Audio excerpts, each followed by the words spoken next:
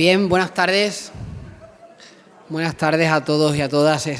Gracias por venir, por compartir un ratito, como viene siendo habitual, todos los miércoles en este ciclo de conferencias que nos patrocina el excelentísimo Ayuntamiento de Salamanca a través del convenio de colaboración que tiene suscrito con la Universidad de Salamanca para llevar a cabo este programa formativo municipal en personas mayores, ¿no? Entonces, esta tarde nos acompaña un antiguo egresado de esta casa, que también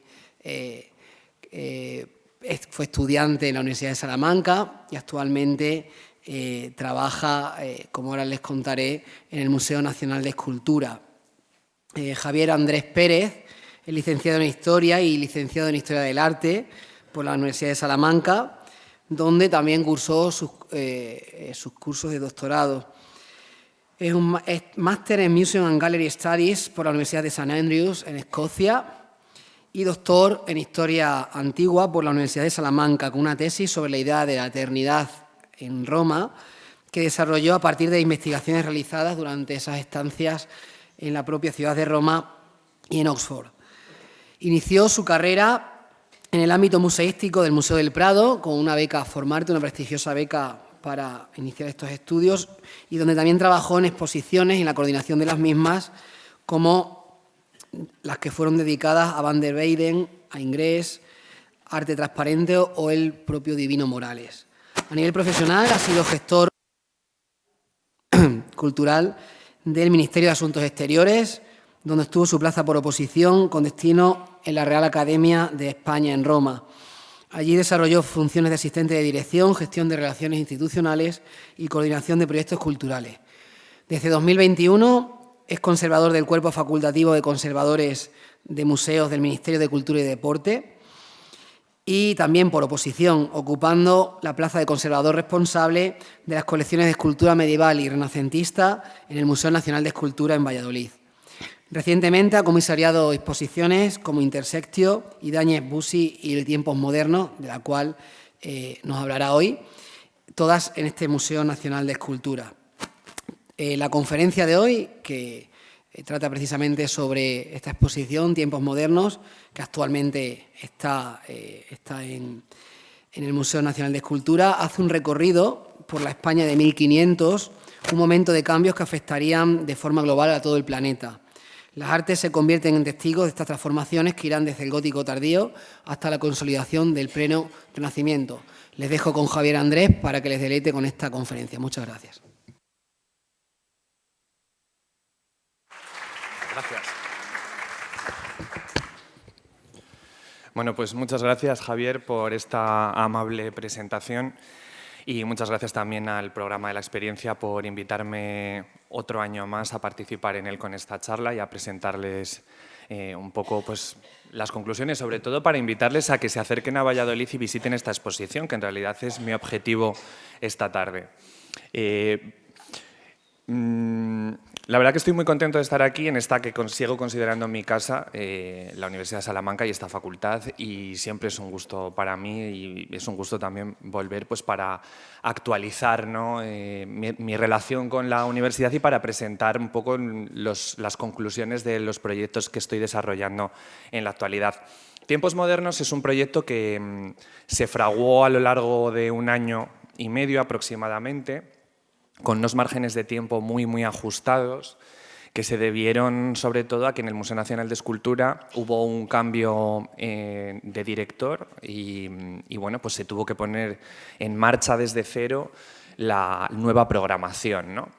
El nuevo director impulsó un proyecto que tenía que ver con una motivación de carácter político, que era fundamentalmente pues, desarrollar un programa que tuviera que ver con la presidencia española del Consejo de la Unión Europea, que se celebró durante el año pasado y que luego, bueno, en realidad fueron una serie de reuniones que han tenido como, bueno, pues una repercusión muy desdibujada, ¿no? en la vida del país y que al final pues, fue como el motivo para desarrollar la exposición, pero luego pues, la exposición nació de manera prácticamente independiente de aquello, ¿no?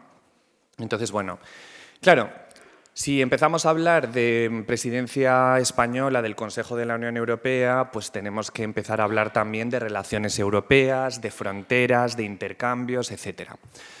Entonces, bueno, junto con mi compañero Miguel Ángel Marcos, en el área de colecciones del Museo Nacional de Escultura, pensamos en un proyecto que tuviera que ver con todo eso, que es algo tan absolutamente contemporáneo como nuestro día a día en Europa, pero que fuera en el marco de otra época.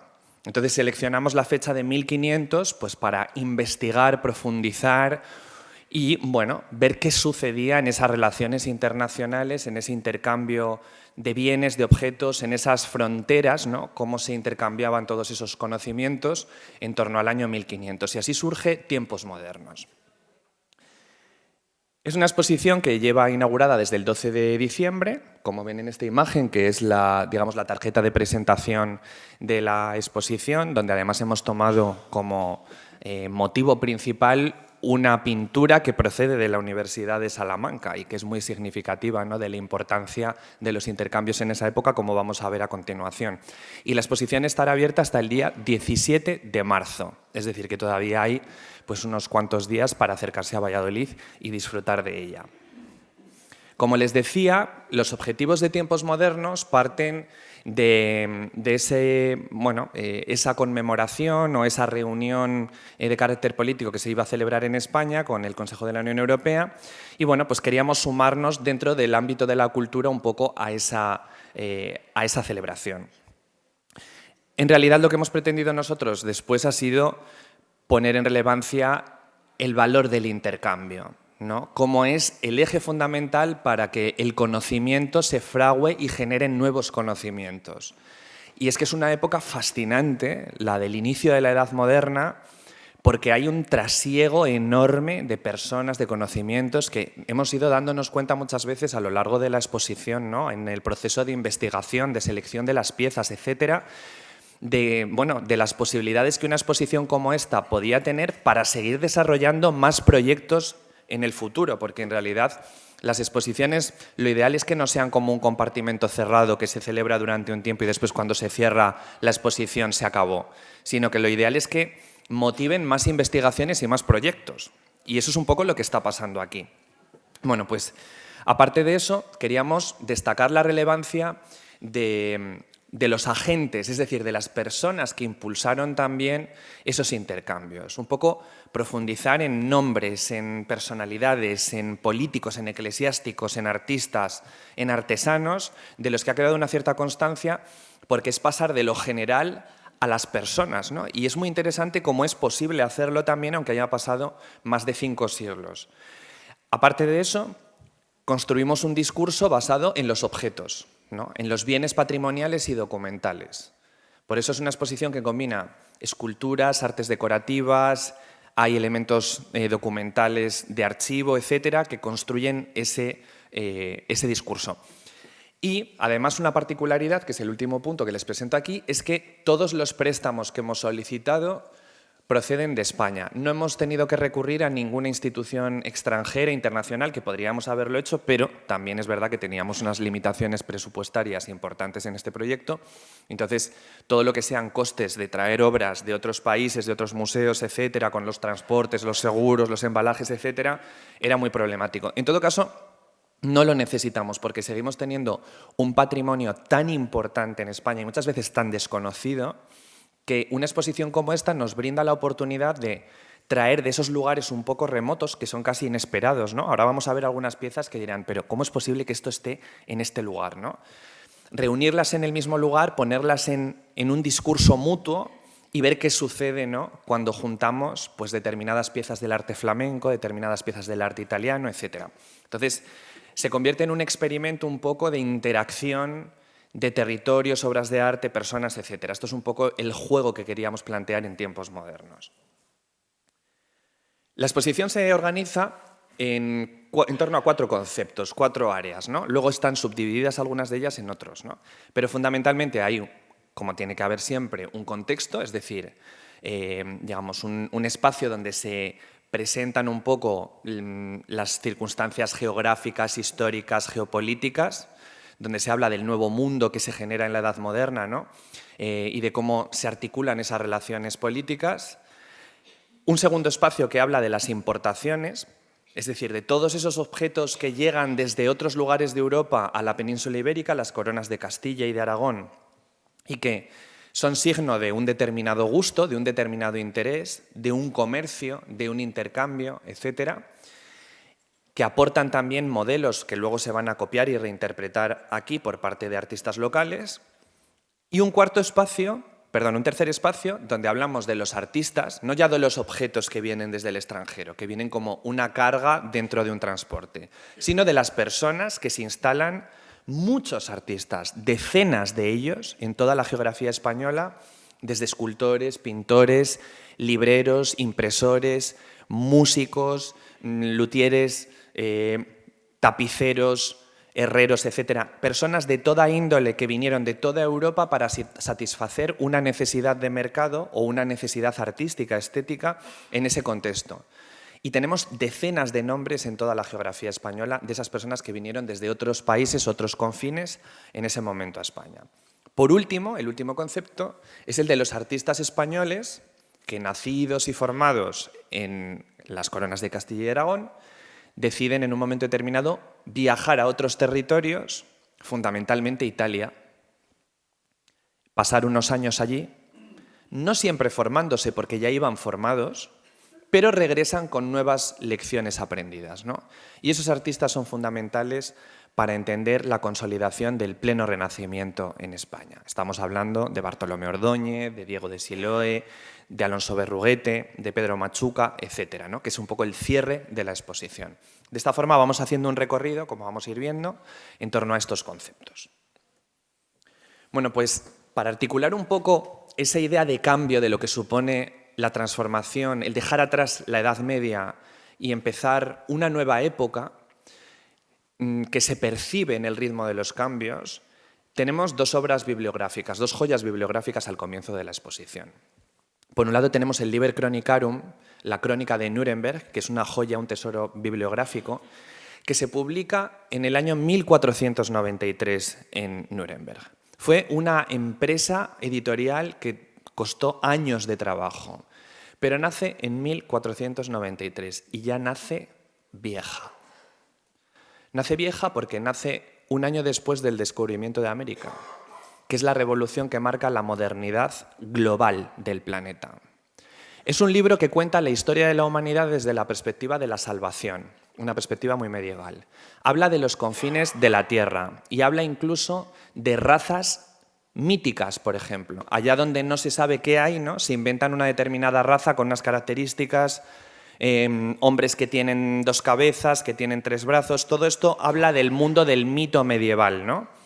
Claro, frente a eso tenemos la Suma de Geografía de Martín Fernández de Enciso, que es el libro que tenemos a la derecha, que se publica en Sevilla en 1519 y que ya describe en un tratado de navegación las 2 orillas del Atlántico. Es decir, frente al conocimiento mítico medieval basado en la salvación, tenemos ciencia. Es decir, en cuestión de muy poco tiempo, en unos 30 años, se transforma el mundo y el conocimiento radicalmente. Y España está en el eje de esa transformación global. La historia de España articula completamente todas esas transformaciones, de las que muchas veces no somos ni conscientes de la trascendencia tan inmensa que han tenido. Pues esto nos sirve un poco para pasar esas puertas, las puertas del Colegio de San Gregorio, 2 puertas que forman parte del patrimonio del Museo Nacional de Escultura de Valladolid, que fueron talladas por el taller de Gil de Siloé. Ya saben que el Colegio de San Gregorio, que habrán estado seguramente en el Museo Nacional de Escultura, tiene una fachada monumental que pertenece también al entorno de Gil de Siloé, y todo el interior del colegio estuvo decorado por los mejores artistas de su tiempo. Bueno, pues hemos querido sacar estas puertas que estaban en los almacenes del museo sin exponer para entrar simbólicamente en una época, ¿no? Para, digamos, adentrarnos en el conocimiento y en el contexto de una época. Y ahí vemos el busto de Carlos I. Carlos I de España y V de Alemania, una obra flamenca de en torno a 1519-1520 que forma parte de la colección del Museo Nacional de Escultura.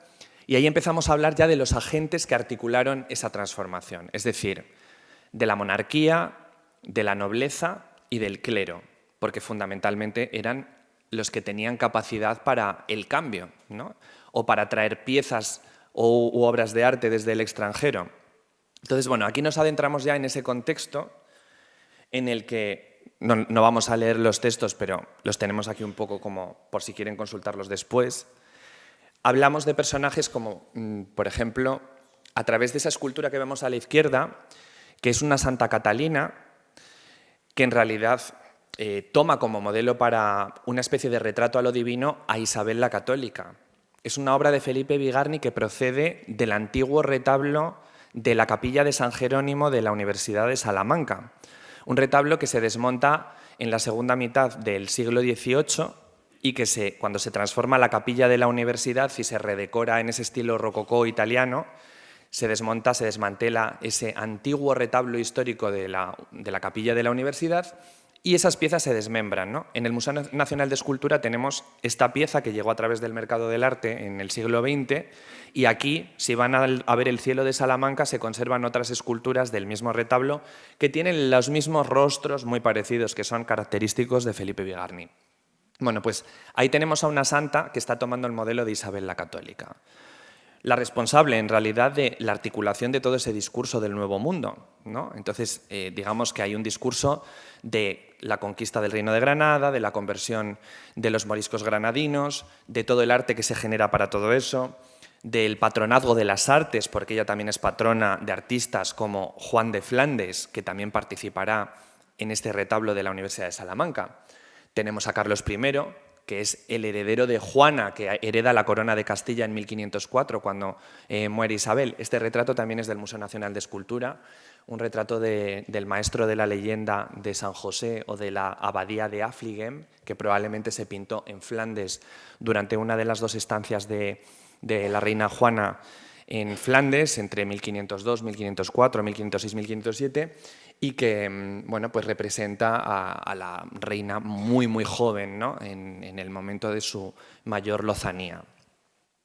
Bueno, la monarquía, por supuesto, es patrona de las artes. Toda la geografía española es un testigo, ¿no? de ese paso desde San Juan de los Reyes en Toledo hasta Tordesillas, pasando por la Capilla Real de Granada.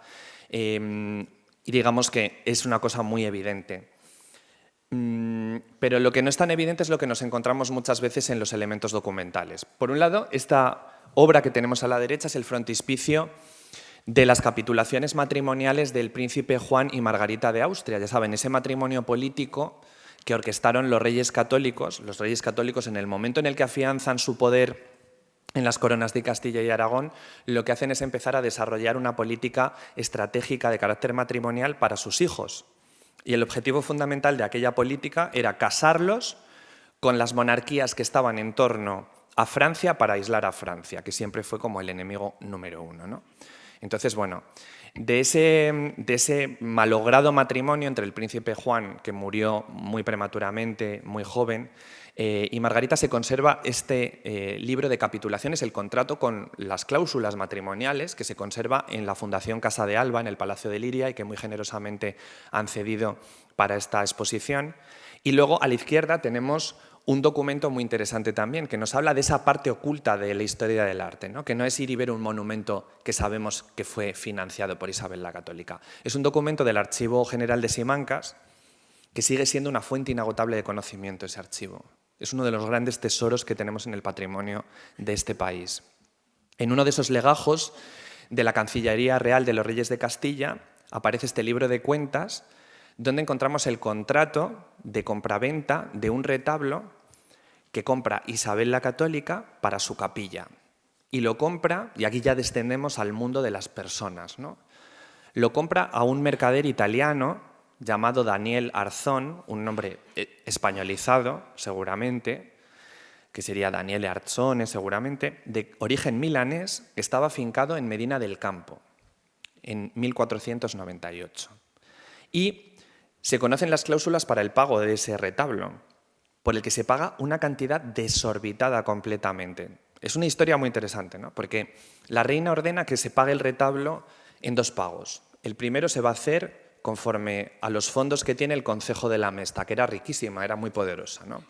Dice, bueno, cogemos dinero por aquí. Los reyes nunca tenían dinero en efectivo, siempre andaban pidiendo a un lado y a otro. Y cuando morían, de hecho, siempre acababan endeudadísimos y sus bienes se tenían que vender en pública subasta. En una almoneda donde luego sus descendientes intentaban recomprar ciertas cosas para mantener el patrimonio de la familia, pero acababan endeudados hasta las cejas. ¿Por qué? Pues porque muchas veces hacían estas cosas, se encargaban un retablo como Isabel la Católica, se pagaba una cifra inmensa por él, se encargaba que lo pagara el Concejo de la Mesta, que adelantara el dinero, y otra parte se encarga que lo pague otro mercader afincado en Valladolid, también de origen italiano, atención, otro mercader italiano, al que la reina llama mi mercader en el documento. Es decir, que debía ser una persona de muchísima confianza, de muchísima proximidad para la reina católica. Y esto es muy interesante, ¿no? Porque estamos descendiendo ya al nivel de las personas que fueron las que interactuaron de manera directa.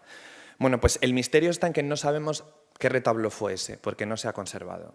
Pero debía ser una pieza muy, muy importante, seguramente de origen italiano, traída por ese mercader de origen milanés. Pero no ha llegado hasta nosotros.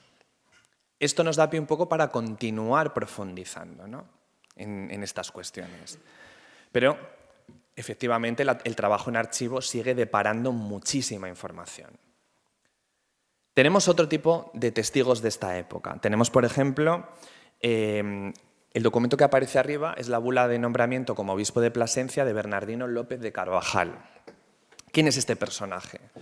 Pues un personaje interesantísimo también, originario de Plasencia, que actuó, él fue cardenal de la Basílica de la Santa Croce in Jerusalemme en Roma y fue candidato a la sede pontificia durante una serie de años.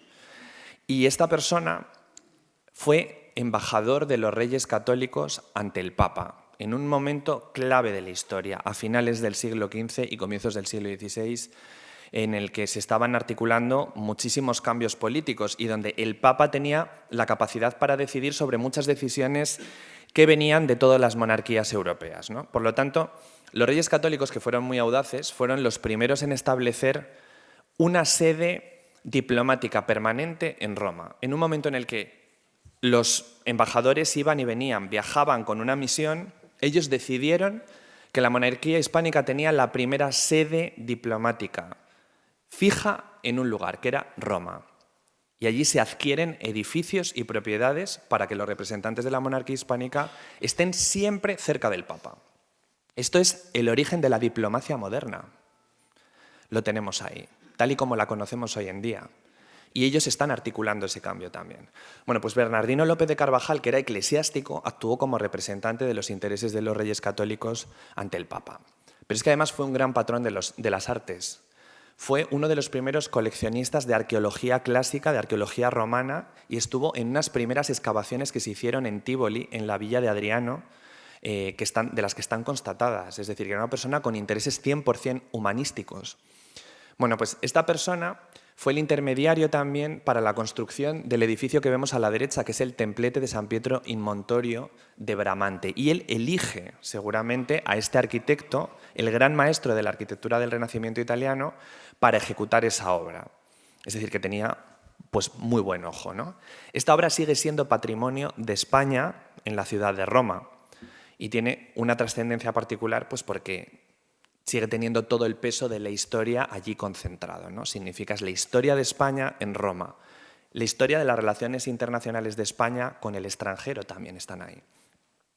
Y debajo tenemos un documento de otra naturaleza completamente distinta, que está en la exposición y que procede del archivo catedralicio del Aseo de Zaragoza, que es el canto de la Sibila. ¿Por qué está en la exposición? Pues porque muchas veces nos olvidamos de la importancia de la música como elemento que viaja, que transmite, con el que viaja en forma de libros, de partituras, pero viaja también con personas, con intérpretes, con músicos, etc. Y además es un libro que está impreso en el año 1502 y recoge la partitura del canto de la Sibila, que es un canto que se cantaba en todo el sur de Europa en la vigilia del día de Navidad. Nos habla de tradiciones compartidas por todo el mundo católico del sur de Europa que hoy en día han desaparecido y que solamente se interpretan en determinados lugares, como la Catedral de Palma de Mallorca o de Alguero, y que están consideradas hoy en día Patrimonio de la Humanidad por la UNESCO. Pero hablan de ese patrimonio compartido que después del Concilio de Trento se pierde, se desdibuja. Pasamos a la siguiente sección, traído de Flandes. Aquí empezamos ya a profundizar en el mundo de las importaciones. Ya hemos recorrido un poco ese contexto y tenemos pues, todos estos objetos que llegan de ese gran mercado. Era el gran productor, ¿no? Sobre todo productor de bienes en serie, que era Flandes. Castilla tuvo tal relación con Flandes que se llegó a decir que era una provincia de Flandes, porque el trasiego de barcos entre las costas del Cantábrico y las costas de Flandes era tal que estaban las mercancías permanentemente circulando de un lado a otro. La lana de Castilla, el hierro de las minas de la zona del País Vasco, que también era muy apreciado en la zona nórdica, y ellos nos enviaban paños manufacturados, tapices y objetos de lujo que eran muy valorados por las élites de las coronas de Castilla y Aragón. Bueno, pues entre esas producciones tenemos, por ejemplo, escultura de pequeño tamaño, que vamos a ver ahora un poco más en detalle, como las que aparecen en esas vitrinas del fondo, porque evidentemente las piezas de pequeño tamaño eran muy fáciles de transportar y se vendían en los mercados, en las ferias de Medina del Campo, de Medina de Río Seco, de Valladolid, etcétera, con mucha facilidad, y se adquirían además para satisfacer un determinado tipo de devoción, que es la devotio moderna, ¿no? La devoción privada característica del mundo tardomedieval, de finales del siglo XV, principios del siglo XVI. Y luego tenemos esta escultura que viene de la Catedral de Burgos y que es una imagen que sigue teniendo culto a día de hoy y que también pues, nos han cedido muy generosamente, que es muy curioso porque hace unos años, durante una restauración, se pensaba que era una obra de Gil de Siloé, pero durante la limpieza se encontró la estampilla del gremio de Amberes, que son dos manos estampilladas que están en la base de la escultura. Tenía que haber traído una foto de ese detalle para que lo vieran. Es que los gremios de las ciudades de Flandes eran muy estrictos y marcaban todas las obras que salían de allí como marchamo de calidad para que se supiera que contaban con todas las garantías, ¿no? Eso en España nunca se hizo. Pero esta pieza viene precisamente de ese contexto. Como les decía, llegan muchísimas piezas y están los conventos, monasterios, parroquias, pues llenos de piezas de estas, que todavía se siguen conservando muchas de ellas, como por ejemplo los niños de Malinas, como por ejemplo ese que tenemos a la izquierda. Son pequeñas figuras de madera que vienen de esta ciudad de Flandes, Malinas, en flamenco Mechelen, que se convirtió en el gran centro productor de piezas para la devoción privada de pequeño tamaño. Esta pieza tiene más o menos este tamaño, como unos 30 centímetros aproximadamente. Tenemos producciones un poco más refinadas, como esa Virgen con el Niño, que también viene del ámbito probablemente de Amberes o de Bruselas, en torno al año 1500, del Museo Catedralicio de Ávila. Tiene otra calidad distinta, ¿no? Porque hay distintos precios y distintas calidades para satisfacer a distintos clientes. Esa tiene en concreto una calidad que podría haber encajado perfectamente con lo que solicitaba la reina Isabel la Católica. Digamos, es una pieza refinadísima, ¿no? Y luego tenemos piezas muy interesantes como ese niño, que tiene este tamaño aproximadamente, unos 12 centímetros, que es el niño de la Teja. Es una pieza que está hecha a molde con un barro particular que se llama tierra de pipa, procedente de la ciudad de Utrecht, en Holanda. Eran producciones seriadas. Han quedado poquísimas de estas piezas. Además, saben que con la reforma luterana y calvinista en Holanda, todas estas imágenes se terminaron. Es decir, que más allá de 1520 no hay imágenes religiosas en esos territorios, ¿no? Bueno, pues estas imágenes llegaban hasta Castilla y esta se conserva en el convento de las Dueñas de Zamora y es digamos, un tesorito, ¿no? Porque es rarísima, ¿no? Que se haya conservado.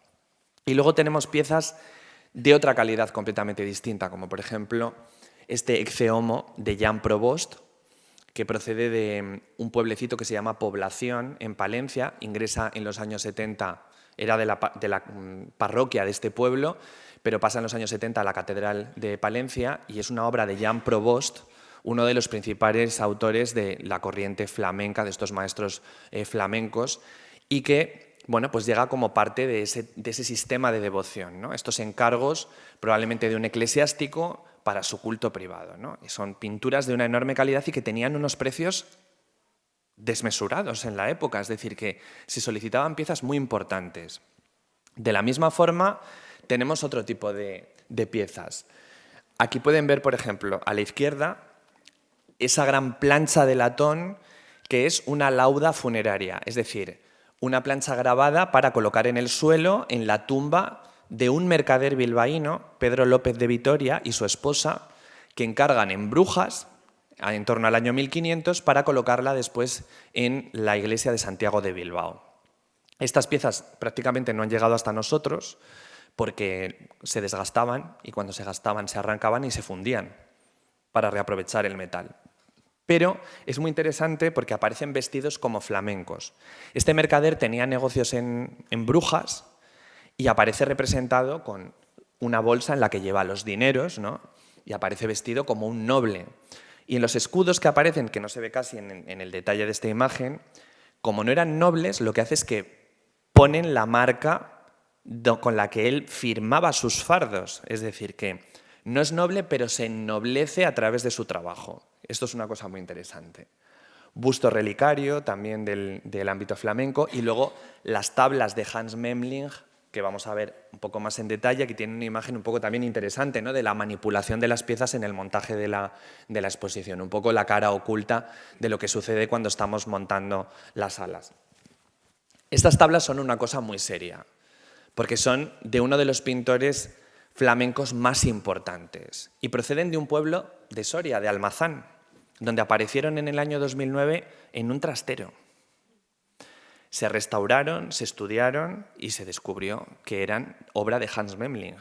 Falta la tabla central, que seguramente sería una virgen con el niño. Estas son las dos tablas que cerraban un tríptico. No sabemos dónde está la tabla central, se perdió en la noche de los tiempos y en las guerras, en las desamortizaciones, etc., como tanto patrimonio. Pero estas tablas son una cosa extraordinaria y única, porque proceden seguramente del convento franciscano de Almazán, que estuvo protegido por los señores de Almazán, por Pedro González de Mendoza e Isabel de Zúñiga. Y resulta que encargaron a Hans Memling que pintara un tríptico donde aparecen San Pedro y Santa Isabel de Hungría, por Pedro González de Mendoza e Isabel de Zúñiga. Es decir, dos santos protectores de las dos personas. Esto nos da pie a pensar en muchas cosas. En cómo los señores de Almazán tenían unos agentes que desde Almazán transmitían a un mercader, a una persona, el encargo y el dinero para que fuera a Flandes y en uno de los principales talleres de pintura de Brujas encargara una obra para que la ejecutara con unas indicaciones concretas. Estas obras tardaban años en hacerse. Entonces, los señores de Almazán seguramente pagaron y no recibieron esto hasta, no sé, 7, 8 años después. Eran otros tiempos con otra paciencia, ¿no? Pero había un intercambio de informaciones que era fundamental para que una persona hiciera un encargo en Castilla, se formulara en Flandes y la pieza llegara. Todo un sistema logístico. Digamos que es un poco como Amazon hoy en día, pero en aquella época y con mucha más paciencia y con mucha más calidad todo también, ¿no? Pero tenemos estos tesoros que aparecen en lugares remotos. ¿Por qué? Porque había unos nobles que promocionaron, pagaron, etcétera, en aquel momento. En otro orden de cosas, García de Salamanca, un mercader de origen salmantino afincado en Burgos, encarga un retablo entero para su capilla en la iglesia de San Lesmes de Burgos a Jan van Cotten, un escultor flamenco. Ahí tenemos una imagen de San Julián el Hospitalario que hemos traído desde la iglesia de San Lesmes, precisamente porque es un encargo también de un montón de esculturas que vienen a un retablo en una iglesia burgalesa, desde Flandes. Tenemos otro tipo de obras, ¿no?, como por ejemplo las textiles. Esta capa pluvial que viene de la Catedral de Valladolid. Ese es el capillo, que es el detalle que vemos ahí. Son piezas de un detalle impresionante, que tenían un coste inmenso. De todos los elementos litúrgicos, de indumentaria, obras de arte, etc., los bienes textiles eran los más costosos de todo. Hemos perdido la noción de lo que valían las cosas. Pero cuando un obispo salía vestido, o mejor dicho, investido, con una capa pluvial como esa en una procesión o en una liturgia, yo siempre digo lo mismo, era como ir dentro de un Ferrari. Todo el mundo sabía lo que valía eso. Valían mucho más que las tablas de Hans Memling que acabamos de ver, más que los objetos de plata. Un elemento textil era lo más valioso que existía, igual que los tapices. Entonces, claro, en las iglesias, parroquias, catedrales se conservan decenas de ejemplos de esto. Nos hablan un poco del nivel de inversión que se hacía. Eran piezas que se traían desde Flandes y desde Italia y desde Inglaterra para satisfacer el mercado del lujo más absoluto, ¿no? Entonces, bueno, hay que relativizar un poco las cosas y ponerlas en valor en su contexto. También tenemos elementos que vienen de Italia. Son mucho más escasos a nivel numérico.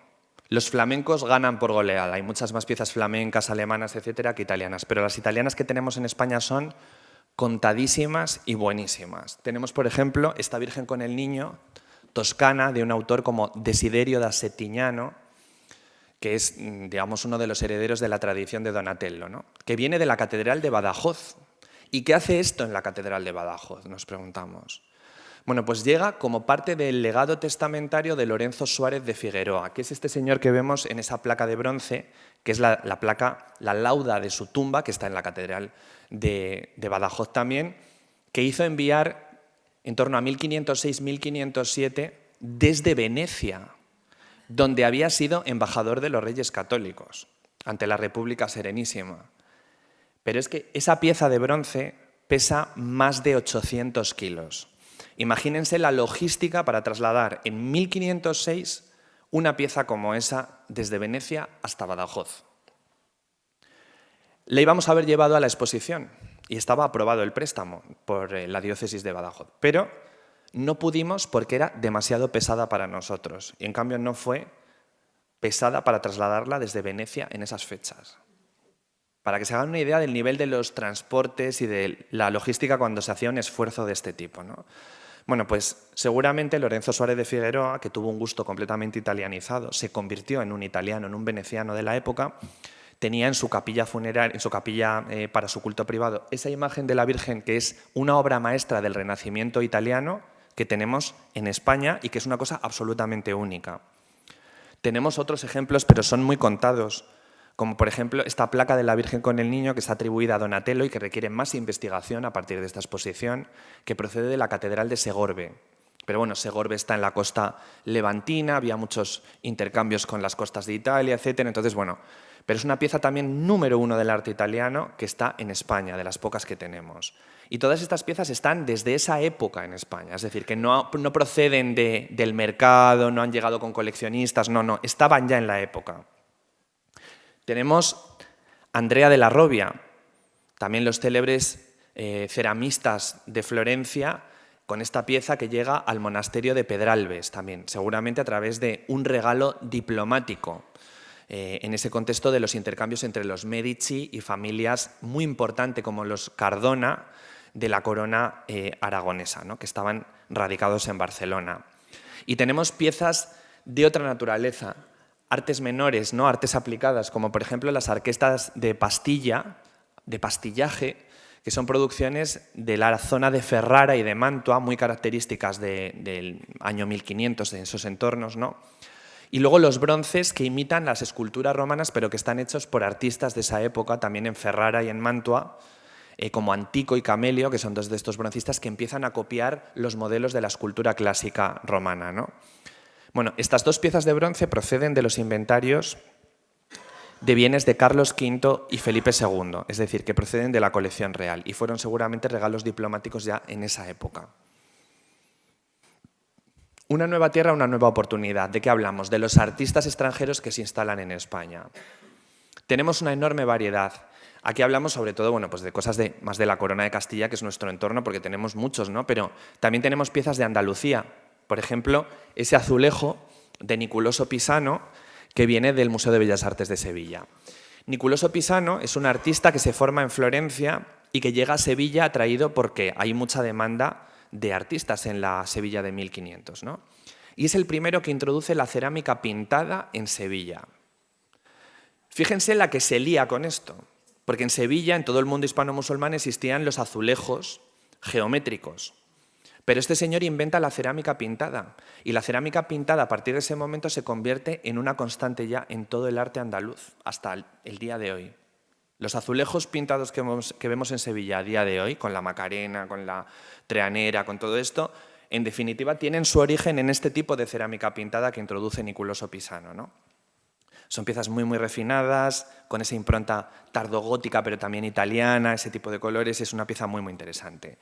Luego tenemos, por ejemplo, Simón de Colonia, con esa Piedad, tenemos a Juan de Flandes, con esta obra maestra, ¿no?, de ese retablo perdido de la Universidad de Salamanca, ¿no?, con esas dos grisallas, con Santa Apolonia y Santa María Magdalena, que son de un refinamiento absoluto, ¿no? Juan de Flandes es seguramente el mejor pintor hispano-flamenco que se radicó en España y por eso estuvo al servicio de la monarquía, ¿no? Pero también de la universidad. La universidad, digamos que tiene la audacia de contratar a los mejores también en ese momento, de encargar lo mejor, ¿no? Lo que encarga la monarquía tiene que ser lo que encarguemos también nosotros. Ese es un poco el mensaje con el que nos tenemos que quedar.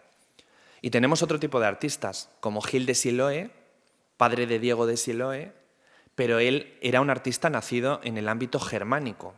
No sabemos exactamente dónde, pero era de origen nórdico, alemán, de la zona del Rin, etc. Trabaja muchísimo en Burgos, la Cartuja de Miraflores, por ejemplo, en cargos reales, pero también en el Colegio de San Gregorio, en Valladolid, donde Fray Alonso de Burgos le encarga el retablo monumental, ¿no? Bueno, ese retablo lo destruyen los franceses durante la invasión napoleónica, se quema, es un desastre porque debía ser una pieza maravillosa y lo poco que ha quedado de él se desmembra. Bueno, en esta exposición presentamos esta pieza, que es este San Pedro Mártir de Verona, recuperado en el mercado del arte porque se había solicitado para él una exportación definitiva. Afortunadamente lo localizamos, lo pudimos adquirir para las colecciones públicas y ya los estudios técnicos pues, han revelado que tiene las mismas características que las piezas de ese desaparecido retablo, ¿no? Entonces, bueno, digamos que es muy interesante porque hemos incorporado la primera pieza de Gil de Siloé a la colección del Museo Nacional de Escultura y la presentamos un poco en sociedad dentro de tiempos modernos. Otro tipo de piezas. Por ejemplo, Felipe Bigarni, esa Virgen con el Niño, que viene del Barco de Ávila. Viene de la parroquia del Barco de Ávila y es una escultura, pues como nos sirve un poco para llamar la atención sobre ciertas cosas, ¿no? Por eso les pongo esta foto. Porque muchas veces el arte que está en las parroquias, en pueblos, son cosas muy buenas, pero cuando llegan al museo, pues están en un estado de suciedad, etcétera, y hay que darles una puesta a punto, ¿no? Estas exposiciones nos sirven también un poco para valorar, evaluar, para ver cómo están las cosas y si hay que hacer intervenciones, proponerlas para mantener el patrimonio, que es lo que nos interesa a todos, ¿no? Entonces ahí está Carolina, compañera del área de restauración del museo. Cuando llega esta pieza la desembalamos y bueno, hay que limpiarla porque estaba pues llena de polvo, etcétera, como es normal con las cosas que están en un retablo, ¿no? Y aquí tenemos una pieza de Juan de Juni que procede del Museo de León, procedente de San Marcos en León, que cierra un poco el circuito, ¿no?, de los artistas extranjeros. Juan de Juni, también de origen borgoñón, es ya un poco más tardío, digamos, es una de las piezas más tardías de la exposición, pero trabajó tanto en España durante varias décadas que no podíamos evitar tener una pieza de Juni. Y es una terracota que es una rareza también en el contexto del arte español. ¿Por qué? Pues porque en España no se utilizaba la escultura en barro, pero un artista que viene de Francia y con mucha influencia italiana sí lo hace, ¿no? Entonces, digamos que hemos querido también tener una diversidad de materiales distintos dentro del contexto de la exposición. Y por último, los caminos de ida y vuelta.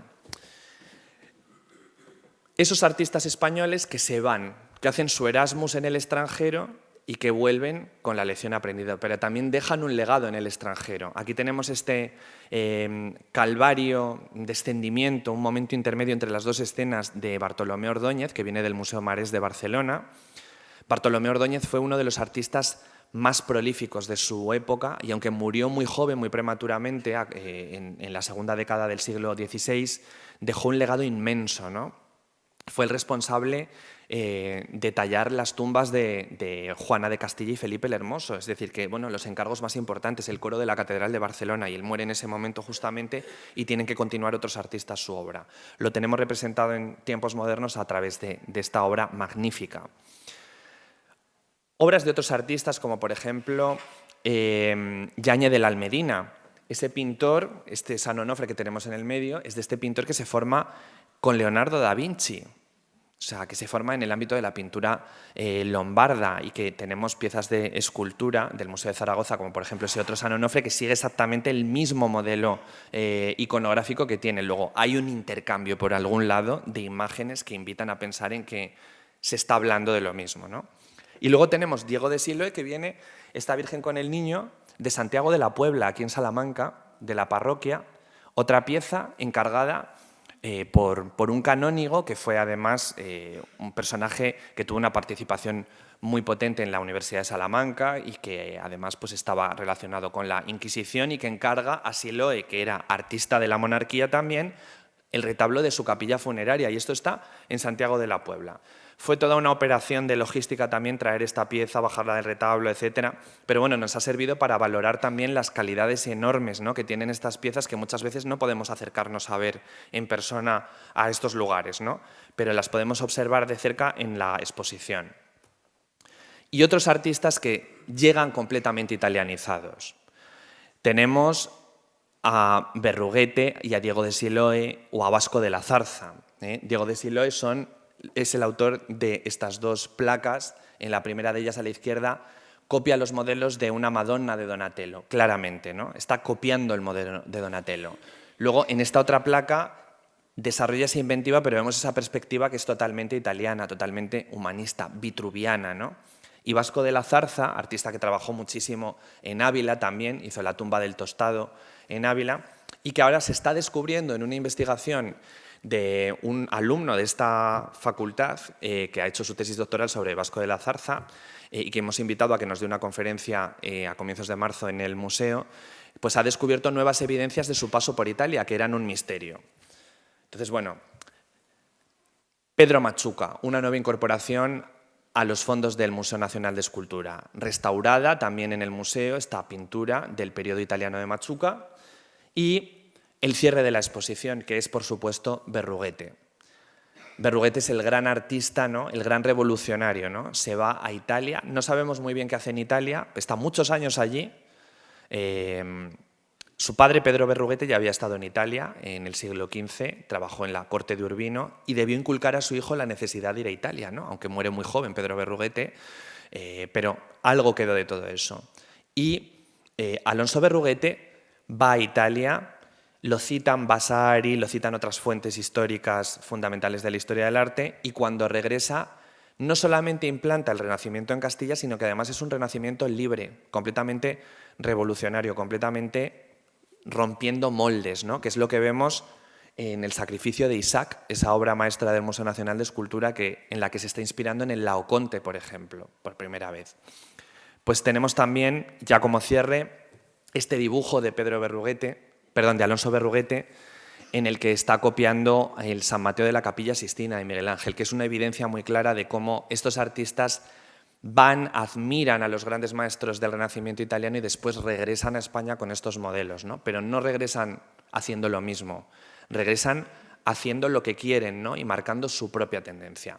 Entonces, bueno, hasta aquí este recorrido por tiempos modernos, y lo único que me queda pues, es invitarles a que vayan a ver la exposición y recorran las salas, porque hay muchas más piezas, ¿no?, aparte de las que les he mostrado aquí, y bueno, a que penetren en esa atmósfera de esa época tan interesante y tan rica, que bueno, pues es fundamental para entender nuestra historia.